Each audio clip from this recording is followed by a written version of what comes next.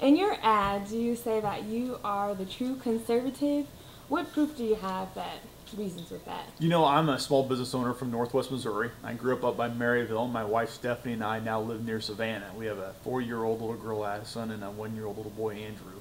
And I got involved in public policy because I just believe that the private sector will always do a better job of meeting the needs of society versus a big government program. And so for me, it's about how do you get government out of the way so that the private sector can thrive and grow. Because at the end of the day, the private sector creates jobs, not government.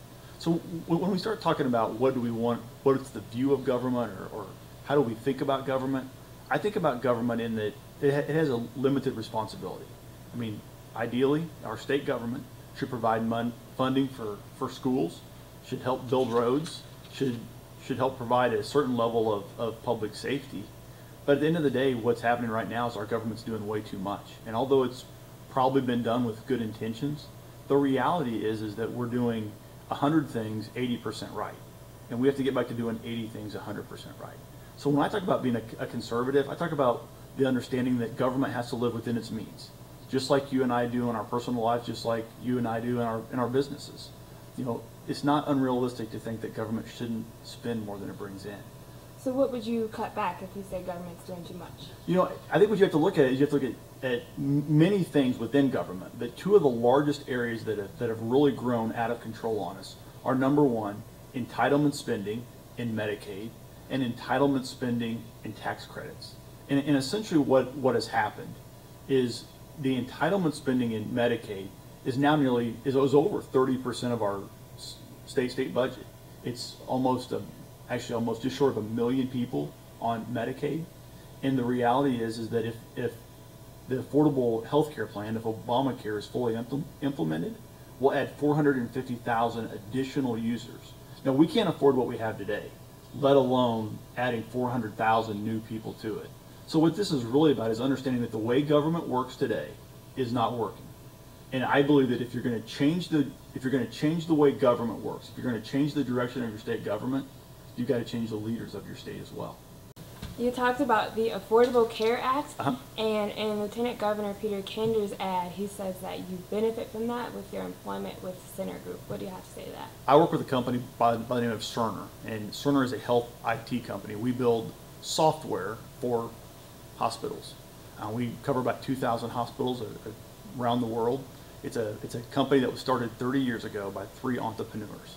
And you know what? Those are the types of companies that we want. And I have been fortunate enough to be an individual that's employed there. Now, I don't get to choose where Cerner's clients get their money, because right now hospitals get part of their money from the federal government.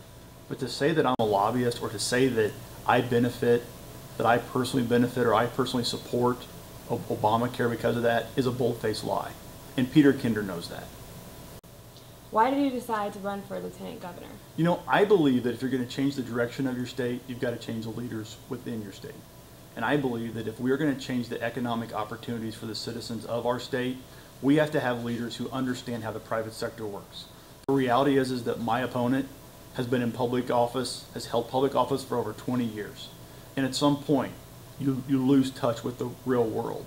I believe that we have a citizen legislature, and I believe that every one of our statewide offices should have term limits. I believe that we get the best government whenever you have business people who are willing to take time out of their lives to go serve in public service, ultimately understanding that they're going back to their businesses. So I ran for office because I really do believe the private sector will do a better job of changing and meeting the needs of our society than a big government program. And I also believe that if we're going to change the direction of our state, we've got to change the leaders within our state. The reason I like the Lieutenant Governor's office is really twofold. It's one of the only offices in the state that you operate both in the legislative branch and the executive branch. The legislative branch, from the perspective that, number one, you preside over the Senate, and number two, if there's a tie in the Senate, then the Lieutenant Governor breaks the tie. From the executive office side, what happens is the Lieutenant Governor is on numerous boards and commissions. So you actually have the ability to start fundamentally changing the way government works. And you know what? That's not happening.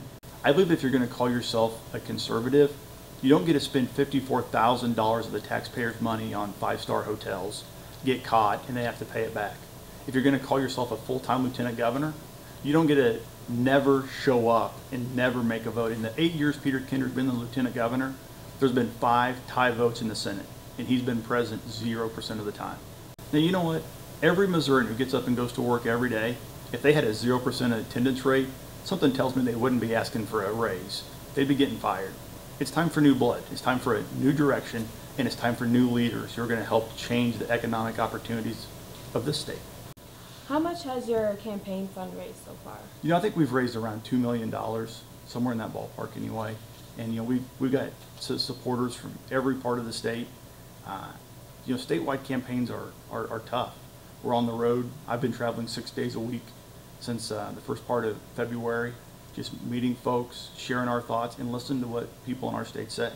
And the 2 things that I've heard the most is, number 1, we've got to fix the economic challenges. And that is, one, partially a real problem at the federal level, but the people of our state also understand that there's many states that border us, states like Kansas and Oklahoma, Tennessee, that have been very aggressive at fixing their business climate. And Missouri better get it done, or we're going to continue to lose jobs to those states. What will you be doing today in Kirksville? Well, today what we're doing is we're spending some time in Kirksville and in the Northeast region, visiting with folks, going around and listening to hear what business owners here have to say, sharing some of my thoughts and my vision of where the state should go, and as much as anything, you know, finding out from a 30,000 foot perspective, if you're a business owner in Northeast Missouri, what's your biggest challenge? And I bet what I'm going to hear today The weather. is regulation and taxation, and I'll probably hear some about lack of rain as well. Today, the St. Louis Post-Dispatch, they released their new poll, and they said that Peter Kinder is beating you, I think like 47-21. Why do you think that is? You know, Peter Kinder has been in public office for 20 plus years, and unfortunately, throughout those 20 years, he's lost touch. He's lost touch with real people. So the only poll that really matters is election day, and the people who go to the polls and cast their votes. And I believe this is a cycle where the people of Missouri are looking for new leaders, looking for leaders who understand what it's like to get up every day and have businesses to run, who understands what it's like to get up every day and have a family to take care of. This is about fundamentally fixing our state. This is about principled leaders. And I believe that if we're going to have accountability in government, you have to have elected officials who don't just articulate our values. I believe they have to share those values, they have to live by those values, but most importantly, they've got to govern with those values. And that, I believe, on election day will be why the voters of this state elect me as the Republican nominee for lieutenant governor.